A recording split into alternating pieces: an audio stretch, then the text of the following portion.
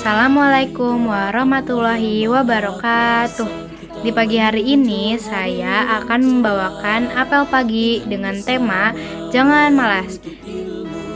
Jangan malas. Kita pasti gak suka dong lihat orang yang malas. Orang malas bawaannya malas bergerak. Jika diajak ngomong tidak memberi respons dengan cepat. Bahasa tubuhnya juga tampak. Biasanya jarang duduk dengan tegak, seakan tanpa tenaga. Orang-orang malas dapat dipastikan hidupnya kelak akan gagal. Bagaimana bisa? Karena bagaimana ia mau berikhtiar kalau malas bergerak?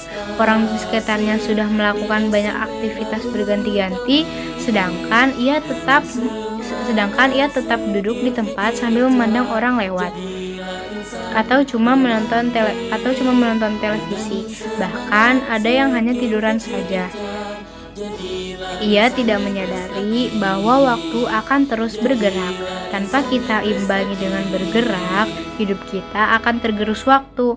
Rumus awal yang harus disepakati bersama adalah jika ingin sukses, bersikaplah rajin. Dalam artian rajin berpikir dan melakukan aktivitas yang bermanfaat. Jika tidak ada orang yang rajin, pasti hidup di zaman sekarang akan susah karena harus menimba air, memasak, menyuci, menyetrika, dan yang lainnya. Apa saja sih ciri-ciri orang yang malas? 1. Suka meremehkan hal-hal yang kecil. Jika kita merasa dapat menunda pekerjaan karena pekerjaan tersebut mudah dan cepat diselesaikan, berarti kita sudah meremehkan pekerjaan itu. Ingat, hal-hal yang besar berasal dari hal kecil yang menumpuk. Jika saat diberi tanggung jawab kecil tidak bisa diselesaikan, bagaimana mungkin akan diberikan tanggung jawab besar? Misalnya, untuk makan masih harus disuruh. Bagaimana bertanggung jawab untuk memimpin orang lain jika untuk mengurus diri sendiri saja belum bisa? 2. Takut capek. Perbedaan orang hidup dengan orang mati adalah adanya gerak. Jika orang hidup malas bergerak, maka orang tersebut ibarat orang yang mati sebelum mati. Karena orang yang hidup pasti akan merasakan capek. Itulah yang harus kamu pegang. Dengan rasa capek, kita akan menuai hasil yang menggembirakan. Imam Syafi'i pernah gerak. Jika orang hidup malas bergerak, maka orang tersebut ibarat orang yang mati sebelum mati. Karena orang yang hidup pasti akan merasakan capek. Itulah yang harus kamu pegang. Dengan rasa capek, kita akan menuai hasil yang menggembirakan. Imam Syafi'i pernah berkata, jika kamu tak tahan akan lelahnya belajar, maka kamu akan menanggung perihnya kebodohan.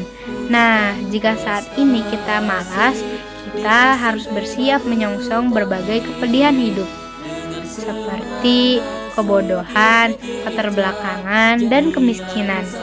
Kata-kata ini saling mengikuti satu dengan yang lainnya. Orang yang malas belajar akan menjadi bodoh. Kondisi bodoh yang dipelihara terus-menerus menyebabkan manusia menjadi terbelakang. Jika sudah terbelakang, pastilah kehidupan kita menjadi jatuh miskin. Ingat, jangan sekali-kali kamu menuruti hawa nafsu saat kamu lagi dilanda rasa malas. Cepatlah bangkit dan bergerak supaya kita menjadi orang yang tetap survive di segala situasi dan kondisi. 3. Banyak alasan. Semua ilmu di dunia dapat dipelajari, terutama yang dapat dilihat oleh mata.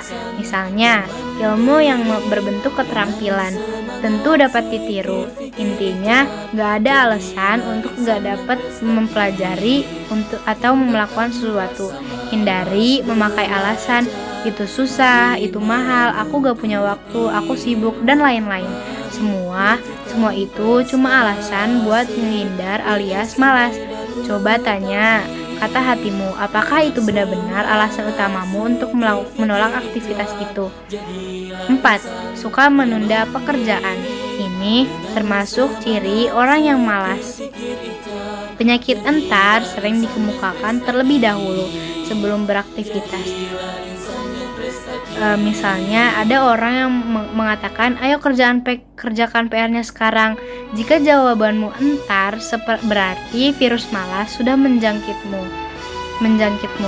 Apa sih perbedaan sekarang dan nanti? Pokoknya intinya, jika kita ingin sukses, janganlah malas. Jika virus kemalasan sudah mendekat, upayakan untuk menghilangkannya. Sekian dari saya. Mohon maaf bila ada kata-kata yang salah. Wabillahi taufik wal hidayah. Wassalamualaikum warahmatullahi wabarakatuh.